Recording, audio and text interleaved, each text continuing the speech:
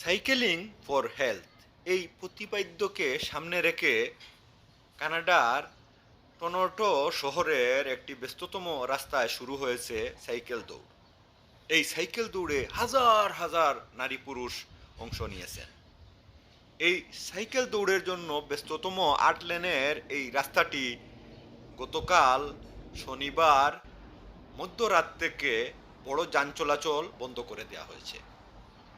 আর এই ফ্রি রাস্তা পেয়ে সাইকেল নিয়ে বেরিয়ে পড়েছেন হাজার হাজার নারী পুরুষ। এর মধ্যে বাংলাদেশি সহ বিভিন্ন দেশের লোকজন রয়েছেন। সাইকেলকে মানুষের কাছে জনপ্রিয় করতে, অর্থাৎ পরিবেশ রক্ষায় সাইকেলের গুরুত্ব বাড়াতে এই সাইকেল দৌড়ের সূচনা করে কানাডা। কানাডায় এরকম সাইকেল রেসিং প্রায়ই ঘটে থাকে। আজও সেটা হয়েছে।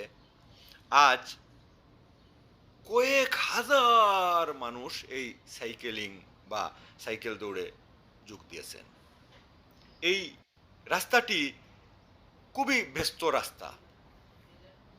৮ লেনের রাস্তা, কখনো এই রাস্তা অপশন নেয় না, কিন্তু সাইকেল দৌড়ের জন্য এই রাস্তাটিতে বড় যান চলাচল বা সকল প্রকার যান চলাচল বন্ধ করে দেওয়া হয়েছে।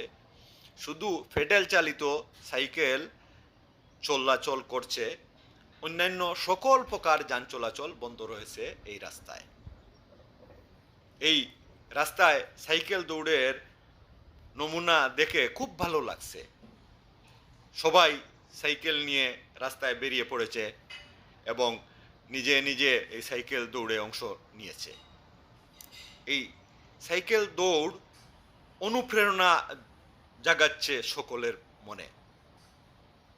অনেকেই অনুপ্রাণিত হয়ে আবার এই রাস্তায় ঢুকে পড়েছেন সাইকেল নিয়ে সাইকেল রেসে।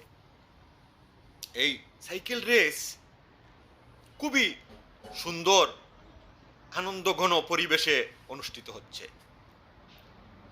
কানাডার সরকার এই সাইকেলকে জনবান্ধব করতে, জনপ্রিয় করতে, মানুষের বাহন হিসাবে সাইকেলকে প্রাধান্য দিতে এই সাইকেলিং বা এই সাইকেল দৌড়ের সূচনা করেছে। এই সাইকেল নিয়ে যখন রাস্তায় সবাই দৌড়াদৌড়ি করছে, বেশ ভালো লাগছে।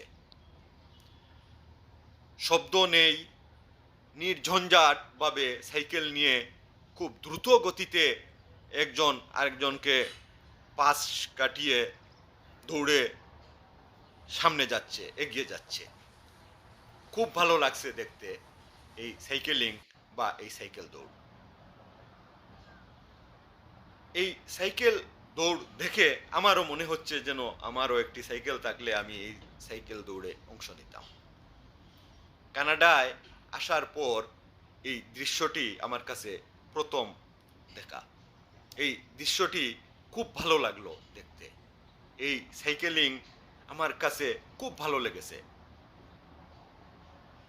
ভোর রাত থেকে শুরু হয়েছে এই সাইকেল দৌড় বা এই সাইকেলিং।